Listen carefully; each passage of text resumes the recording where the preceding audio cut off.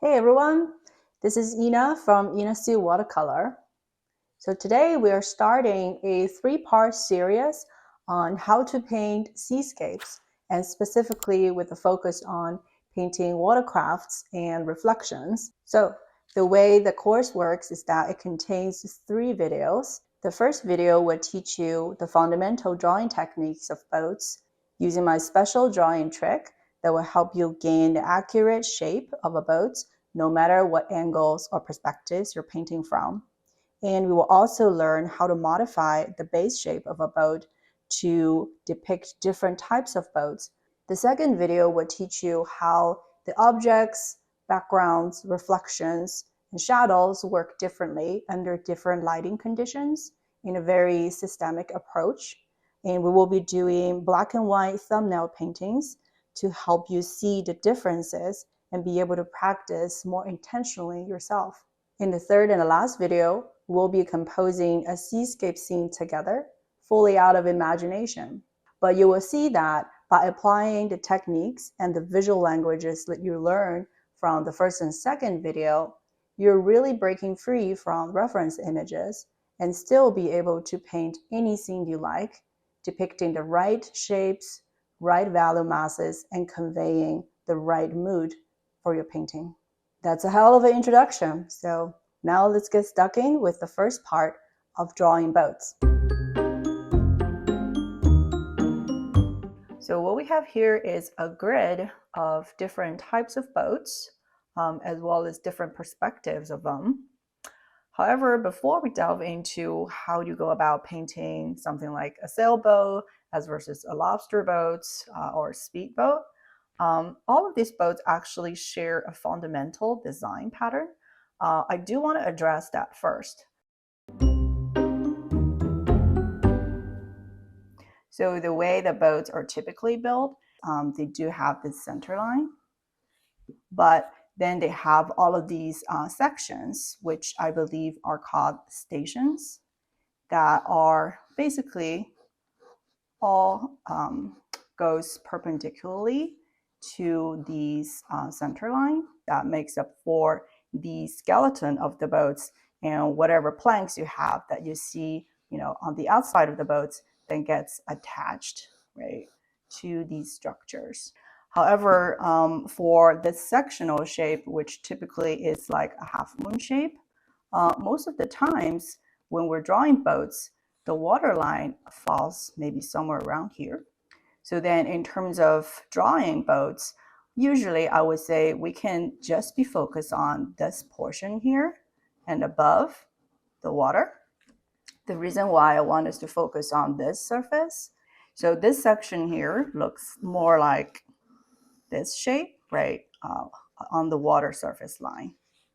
Sometimes may have a flat transom right at the back, which then the section will look like this. And now we're going to imagine that shape you just saw actually falls onto a 45-degree angle surface. So then the leaf shape will come across as something a bit more skewed, right? And you just draw these two lines that signify the height of the boats towards both ends. And now look for a center point, which will be these two widest sides of the boat. And now you can imagine like everything here, there are like numerous, right, stations that basically connect these 2 points. And this line here that you draw, imagine you're touching every single station from small to large and then to small again. That's basically how you need to connect all of these stations in order to convey this curve. These two curves here is really the key of conveying the perspective of boats accurately. All right, let's try that again. And this time, maybe you try a, slightly looking downward angle. So go ahead and draw the leaf shape. And then because it's looking downwards, these height will be a little bit, shorter. And these two heights will be almost like a dot because you're looking downwards. but you can still convey that. And you'll end up with like a really narrow sideways, but you can tell this perspective is still accurate because you're connecting all of these key points together. Now looking downwards, you may want to convey some of these curvatures inside the boats. Say if this is a rowboat and there are 2 benches on it, so then these curves will eventually all be meeting the center line. And now let's imagine you're looking at the boat from the front and then at a much lower angle. So then this leaf shape will be really short. However, the front and the back will appear taller, where the sides will still be shorter than the top and back. So now by connecting these 4 points, you actually need to go down and then up. So you're almost drawing a heart upside down. And that's how you see a lot of times, like if you're looking at eye level towards the boat, you see the top actually having this heart shape. So yeah, I find that this tip is really helpful, not only for you to just get started creating the boat for any possible perspective that you want. Now we know what the fundamental structure of a boat is and how we go about drawing accurate perspective for a basic boat shape. Then we can move on to talking about all kinds of boats and how to bring out these characteristics. I do find that there are 4 what I would call archetypical types of boats that once you know, you can kind of adapt and draw any type of boats. So these 4 types are sailboats, which you will see that also apply to drawing a tall boat. Any fishing boats or lobster boats that has a center cabin. Also motorboats, including yachts and speedboats that typically have a pretty high pitch. And then lastly, you have more of the classic rowboats example. The rowboats category also include things like canoe and kayaks. Starting with sailboats here. So sailboats, of course, the fun part of drawing it is to include all of these riggings and sails. But what really signifies the shape of a sailboat is the fact that, apart from this continuous curved shape, which is actually more like a flat swoosh, it also has a relatively low cabin because most of the room of a sailboat is under the deck. Many of the modern sailboats also has a keel that extends way under the water. And the water line is typically around here, which I do want to draw your attention to this part above the water. So because of this shape and then because of the mast underwater, for sailboats, it's quite common to see the back actually sticks out above the water line. So this shape here, back, is also called transom here. You will see that there is basically a shaded portion underneath this transom that you can visibly see above the water. So when you depict the back of the sailboat, keep in mind that this is a signature shape you will want to convey. When you look at the boat from the back, it should also have a bit of space between the object and its reflection. Now, when depicting the front of the sailboat, of course, you're not going to be able to see the full keel underneath the water, but the front of it actually sticks up very so slightly above the water too. So when painting it, sometimes it's helpful to convey a bit of shadow at the tip. And here is a drawing of a sailboat out on the sea with its sail open. So when depicting a sailboat out on the sea, it's helpful to create a bit of like tilting. Tall boats really are a variation of sailboats, where the main difference, I would say, include the curvature, which is more curved and exaggerated, where you see the transom is way above the water, where you can almost see the rudder below the water surface as well. And of course, the sail of the tall boats, they are on both sides of the masts, as versus rotating around the masts. Now moving on to the working boats category, which often is marked by this shape where the cabin is in the center of the boat and there are space to walk around the cabin. So these are lobster boats, fishing boats, crab boats, whatnot. For the typical fishing boat, you may have also the front of the hull a little bit taller than the back because you will need the access to the water when you're working. And for the cabin, they are taller as compared to a sailboat. You will see the transom of the fishing boat doesn't really rise above the water as so much as compared to a sailboat. It ever so slightly rise up though. Oftentimes you will see, especially for smaller fishing boats, the outboard might be mounted on the exterior of the boat. So that's why some of the fishing boats, you will see there is a notch on its transom. So some variations of the working boats also include like some of the larger scale commercial fishing boats, other than the fact that the cabin is maybe taller and sometimes may have 2 stories. The main difference is that it has these riggings. So typically has a center masts and some poles for lowering, raising fishing net, whatnot, also on both sides. Next, let's talk about motorboat category. What I would say what distinct like a motorboat, it actually arched upward and then curved down, almost to meet the waterline. And sometimes it's more fun to draw the motorboats or yachts from the back because the back has this like deck that's really close to the water because people want access to the water for entertainment.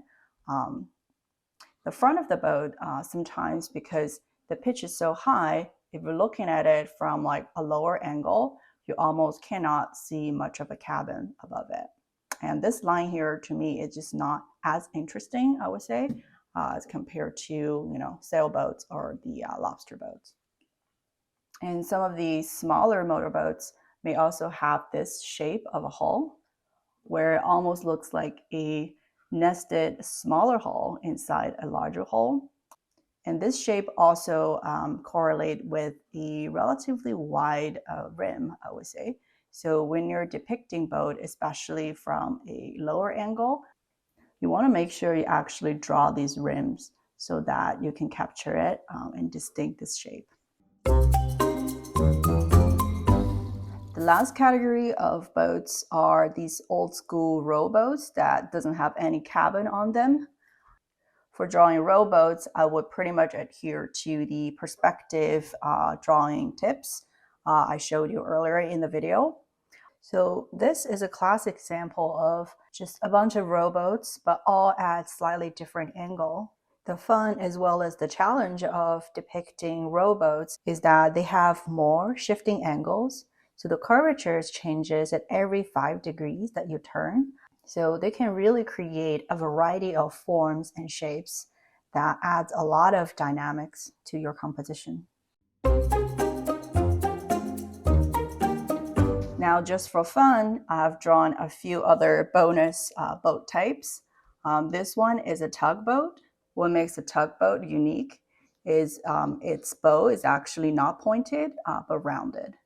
And it curved downwards and then back up. That shape is really accentuated and obvious. And it typically has these 2 rims where one is facing slightly inwards and one is facing downward. Here we also have a gondola, which is a variation of the rowboats. When drawing it, you basically want to make your leaf shape here really long. So that's how it varies. But also notice gondola, the front and the back actually sticks out of the water quite a bit, as if it's touching water just a little bit in the center.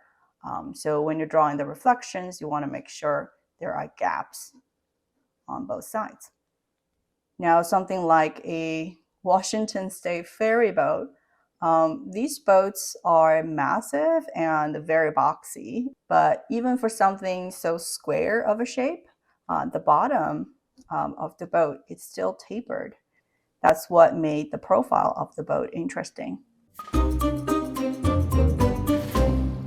Now, a common question. I have drawn the boat. How do I draw an accurate reflection shape? The rule of thumb of drawing good reflection is really trying to pay attention to the plane the boat is rest on, whether this boat is on the eye level versus looking downwards or upwards. Because how the perspective works for reflection is that imagine this is the plane of the water and there is a pyramid on top of it. Now for the reflection, because objects on either side of the mirror is completely mirrored. So what that means is that this pyramid is actually facing downwards. As versus if you have a relatively eye level perspective of the pyramid, you can see in fact more of the pyramid in its reflection. So the rule of thumb here is that if you're looking downwards, you will see less of the reflection. And for some of the boats here, like a sailboat where it already has minimal cabin above the deck, so you can see pretty much no cabin in its reflection. As versus for a fishing boat, you may still be able to see the center cabin reflected. But also in reflection, it's not all flat. The reflection may have a lit surface versus a shaded surface. If this surface of the object is lit, then sometimes it's helpful to draw out the lit surface shape in the water as well.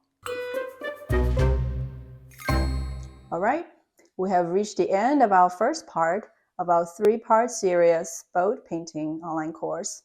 The video is a little bit long, but again, my aim here is to really help you learn how to fish versus giving you fish, so to speak, so that you can really learn the subject systemically and be able to practice more intentionally. I do have a question for you guys. I'm curious to hear what you find to be more challenging about painting boats and seascapes, and what are some of the techniques that you have tried that is working for you. I will also appreciate you guys painting along with me. So if you find anything useful that you want to try out from today's video, go ahead and draw a few different types of boats from different angles and bring it to the next week's class. Because in next class, we will be taking the drawings we have done today and do value studies, painting them in black and white in order to understand how objects behave differently under different light sources and weather. All right then, I will see you guys in the next class. Bye.